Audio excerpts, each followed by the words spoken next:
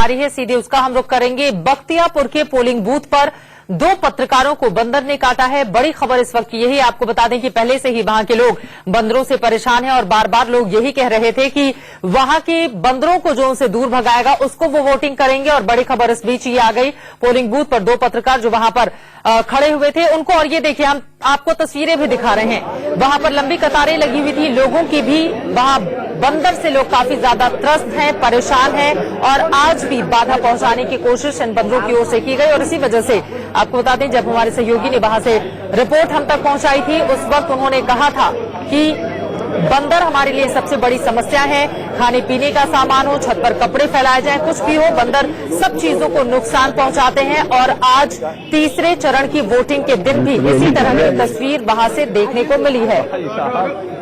बख्तियारपुर ये वो जगह है जहां पर नीतीश कुमार भी कुछ ही देर के बाद पहुंचने वाले हैं वोटिंग के लिए। वहां पर 2 पत्रकारों को बंदर ने काटा है, इस तरह की खबर सामने आई है। लोग काफी ज्यादा डरे हुए हैं। कोई सुनवाई नहीं हुआ, उसके कारण से कितने बच्चे सब डर से पढ़ने नहीं आती है।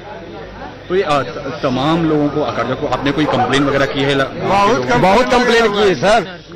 ये बाजू वाले गली में मैंने यहाँ से हटता नहीं है, इसका कोई सुनवाई, इसको कोई करने के लिए सुनाई, कोई हटाने के लिए राजी नहीं है। हम सबको काटा है, सुइया भी नहीं पड़ा है सर। अभी तक है कि 3 महीना हो जा रहा है, कहीं सुइया नहीं, यहाँ हॉस्पिटल में कुछ है ही नहीं। कोई तरह का है कि दिक्कत होता है, कोई हॉस्पिटल वगैरह में कोई सुइया वगैरह मिलता है। हर बच्चा को, हर इंसान को काट लेता है सर। इसके लिए उसको काट के भाई।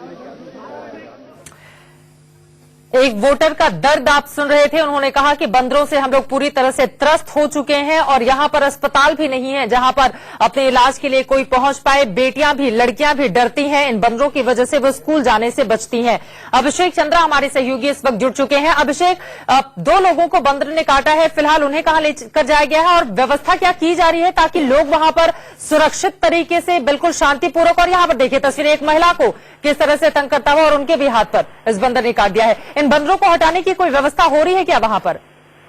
चित्रा, सबसे पहले मैं बता दूं कि ये संख्या बढ़ चुकी है। 2 पत्रकारों को बंदर ने उनके इलेक्शन कवरेज के दौरान काटा है और इसके अलावा एक बुजुर्ग महिला जो कि अपने मताधिकार का प्रयोग करने के लिए, बिल्कुल, और उनके हाथ पर कितनी गंभीर चोट आई है वो भी हम दिखा रहे हैं, किस तरह से काटा है। उनके हाथ से ब्लड निकल रहा है, हमने तस्वीरों में भी देखा।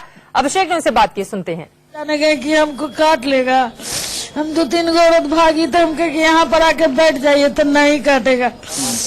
तो बेचारी हुआ है बंदर, तो चली गए, हम रह गए बैठ ले, चलने नहीं जाता था, क्या करे सर। इतने में हमको काट लिया। हमको लड़का नहीं है, खाली लड़की है 4 गो सर। आप वोट करने यहाँ आई थी? हाँ। लाइन में लगे अपने पारी का प्रतीक्षा कर रही, हाँ। तो बंदर काटा है? हाँ, आए थे वोट देने के लिए।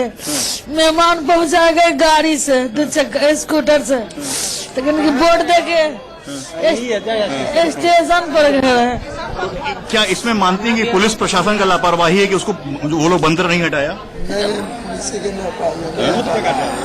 आज से कम से कम 6 महीना से यहाँ है वो बंदर। एक बड़ा सवाल ये उठ रहा है कि जहां एक तरफ चुनाव आयोग बड़े बड़े दावे कर रहा है, बड़ी बड़ी सुविधाओं को उपलब्ध करवाने की कोशिश कर रहा है मतदाताओं का के लिए, लेकिन यहां इस पोलिंग स्टेशन पे जहां खुद नीतीश कुमार को अब से कुछ पलों में वोट कास्ट करने के लिए आने वाले हैं, वहां पर बंदरों को हटाने की व्यवस्था क्यों नहीं की? बंदर के इस आतंक से कुछ पत्रकार भी घायल हुए हैं, कई मतदाता भी घायल हुए हैं और यहाँ पर एक अफरा तफरी का माहौल जो है बख्तियारपुर के इस पोलिंग स्टेशन पर है। बख्तियारपुर से मैं अभिषेक चंद्रा, इंडिया न्यूज। बंदरों का आतंक वहां पर देखा जा रहा है। अभिषेक हमारे साथ जुड़ चुके हैं। अभिषेक, कुछ ही देर के बाद नीतीश कुमार भी वहां पर पहुंचने वाले हैं, लेकिन बड़ा सवाल, जब बंदरों का आतंक वहां पर था तो इन्हें हटाया क्यों नहीं गया? कोई व्यवस्था क्यों नहीं की गई ताकि लोग कम से कम सुरक्षित होकर वहां पर वोटिंग कर सकें? कोई हमको मारने आता है। बिल्कुल चित्रा, ये यहाँ इस इलाके की नई समस्या नहीं है, काफी लंबी समस्या है। बंदरों का आतंक इस इलाके में है। चुनाव आयोग ने इसे मॉडल पोलिंग स्टेशन घोषित किया है। खुद चीफ मिनिस्टर यहाँ पर थोड़ी देर में आकर के अपना वोट कास्ट करेंगे। तमाम बलून्स लगे गए हैं, तमाम व्यवस्था की गई है, मगर मतदाताओं को कहीं न कहीं जो इस पोलिंग स्टेशन से अपना मताधिकार प्रयोग करने से दूर रख रहा है वो बंदर। कम से कम 2 ऐसे बंदर हैं जो कि हमें लगातार दिख रहे हैं और वो पेड़ों पर आ रहे हैं, पत्रकारों को कवरेज करने के दौरान वो परेशान कर रहे हैं। मतदाता जो है इन बंदरों के डर से बख्तियारपुर के इस पोलिंग स्टेशन से दूर हट रहे हैं। तो कहीं न कहीं इस पोलिंग स्टेशन की बात करें, अभी नीतीश कुमार थोड़ी देर में आएंगे तो उनसे ये सवाल जरूर पूछे जाएंगे कि आखिर इस बात की व्यवस्था क्यों नहीं की प्रशासन की तरफ से कि बंदरों को हटाया जाए। और ये बहुत बड़ी लापरवाही है कम से कम बख्तियारपुर एडमिनिस्ट्रेशन की तरफ से, जिसकी वजह से कम कम से कम इस पोलिंग स्टेशन पर, यहाँ पे 3 पोलिंग स्टेशन है जो कि अफेक्टेड हो रहे हैं और मतदाता कम संख्या में बंदरों के आतंक की वजह से आ रहे हैं। आप लोगों ने वहां से रिपोर्टिंग भी की थी। बख्तियारपुर में बंदरों का आतंक काफी समय से, और लोग तो काफी ज्यादा परेशान हैं। बच्चियां स्कूल नहीं जाती है, लोग अपने छत के ऊपर भी उन लोगों को ग्रिल लगवानी पड़ती है, और भी बहुत तरह की दिक्कत है इन बंदरों की ओर से। इसको हटाने की कोई व्यवस्था क्यों नहीं की जाती? देखिए, हमने पुलिस की भी बाइट की, पुलिस के लोगों से बात की, वो अपने आप को खुद हेल्पलेस महसूस कर रहे हैं। अगर डिस्ट्रिक्ट एडमिनिस्ट्रेशन की तरफ से बात किया जाए तो कोई उनके पास पुख्ता इंतजाम नहीं है, कोई पुख्ता व्यवस्था नहीं, उन्हें खुद पता भी नहीं है कि आखिर बंदरों को हटाया कैसे जाए। तो कहीं ना कहीं ये बहुत बड़ी लापरवाही है जो कि जब बख्तियारपुर हमें नजर आ रही है। कई पोलिंग स्टेशन हैं जो कि अफेक्टेड हो रहे हैं, लोग बंदरों के आतंक की वजह से ही कम से कम अपने मताधिकार का प्रयोग नहीं कर रहे हैं। ये बड़ी बात है जो कि बख्तियारपुर से सामने आ रही है। और एक और महत्वपूर्ण सवाल, बख्तियारपुर की जनता विकास और बाकी चीजें तो दूर छोड़ दीजिए, वो तो चाहती है कि सिर्फ बंदरों का आतंक को यहां से दूर कर दे, हम उसी को वोट कर देंगे। उसके बावजूद उम्मीदवारों की ओर से उस तरह का आश्वासन क्या किसी ने दिया है उन लोगों को?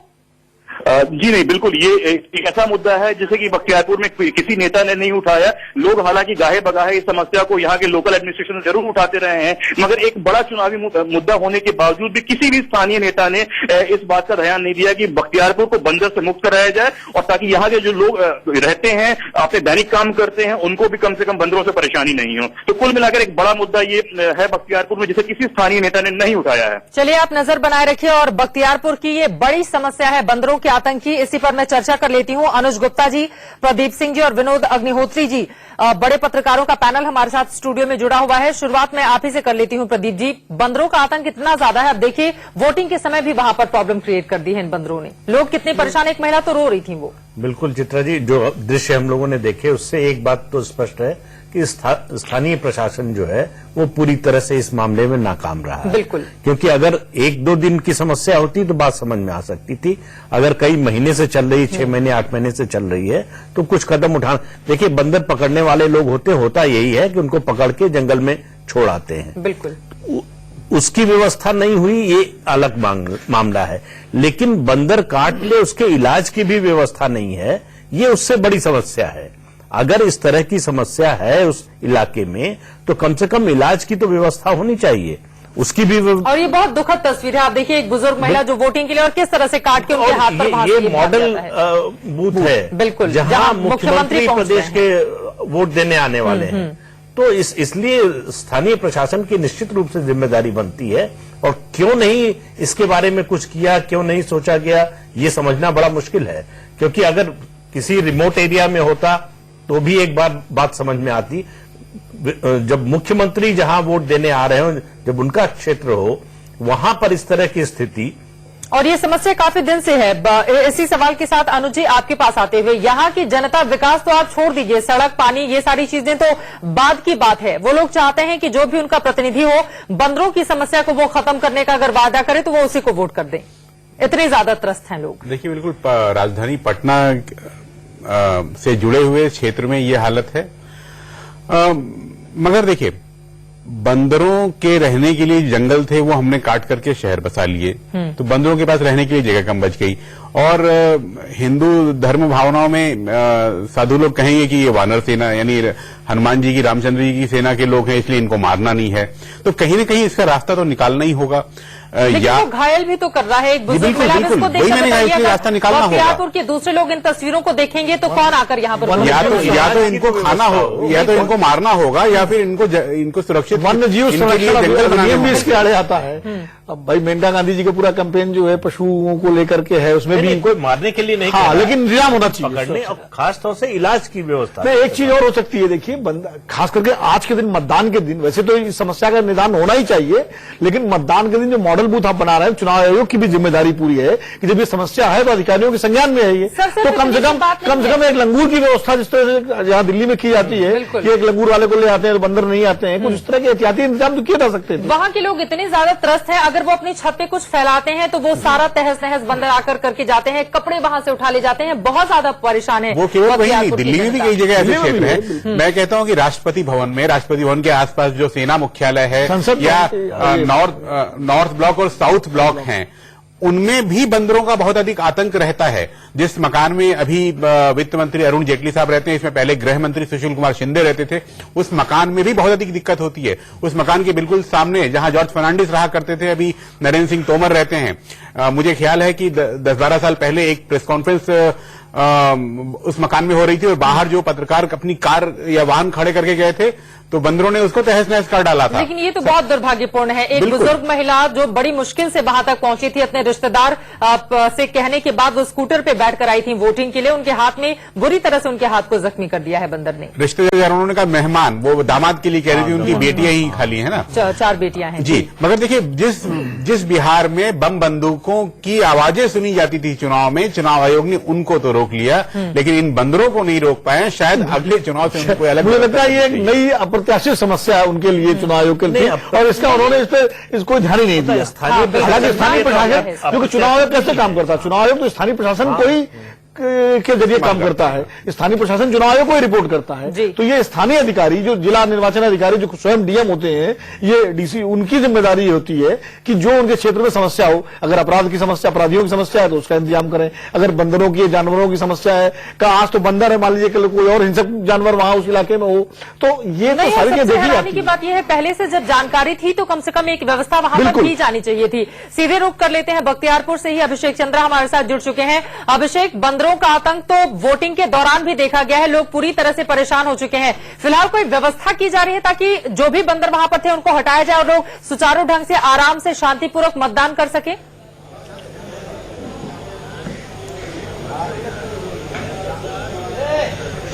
देखिए चित्रा, किसी भी प्रोफेशनल व्यवस्था की कमी हमें यहाँ नजर आ रही है। बंदरों को हटाने की जो जरूरत है, हाँ इतना जरूर है कि पुलिस के मैन पावर को बढ़ाया गया है।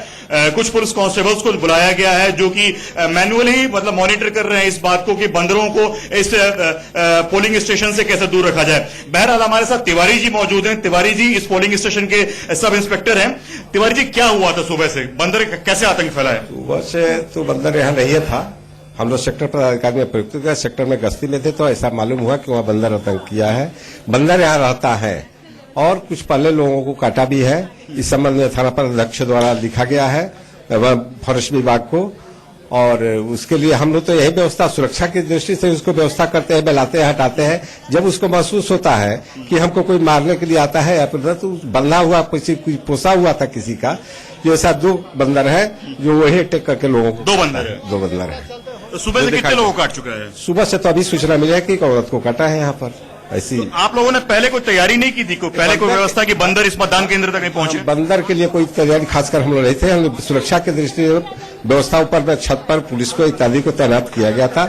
अब आते जाते समय में कहीं भीड़ के काट लेता है। बंदर के प्रॉपर नेचर से कोई चीज हम लोग सुरक्षित नहीं। इस इलाके की पुरानी समस्या है ना बंदर? हाँ, 2 महीने समय पर थे, 2 महीने से तो सुन रहा हूँ कि है यहाँ पर। कोई बहुत बड़ी तैयारी आप लोगों ने नहीं की? इसके लिए बड़ी तैयारी कोई नहीं की गई है। कुल मिलाकर चित्रा, तिवारी जी की बातों से यह स्पष्ट हो रहा है कि जो पुलिस फोर्स यहां पर तैनात है उसने बंदर को इस पोलिंग स्टेशन से हटाने की कोई बहुत बड़ी व्यवस्था नहीं की थी। केवल जो पुलिस वाले हैं, जो मैन पावर है यहां पर, वही मैनुअली बंदर को मॉनिटर कर रही थी। और कोई ऐसी व्यवस्था, जो ऐसे लोग होते हैं खास करके दिल्ली में राष्ट्रपति भवन वगैरह इलाकों में हम लोग देखते हैं कि बंदरों को प्रोफेशनल तरीके से हटाया जाता है, वो इस पोलिंग स्टेशन पे कहीं ना कहीं हमें नजर नहीं आई। लौटियों में आपके पास देख पा रहे हैं बख्तियारपुर में किस तरह से गुब्बारे लगाए गए हैं, पीछे वहां पर कारपेट भी बिछाया गया है, लेकिन बंदरों का आतंक जो पिछले काफी समय से था उसको दूर करने की कोई व्यवस्था नहीं की गई है।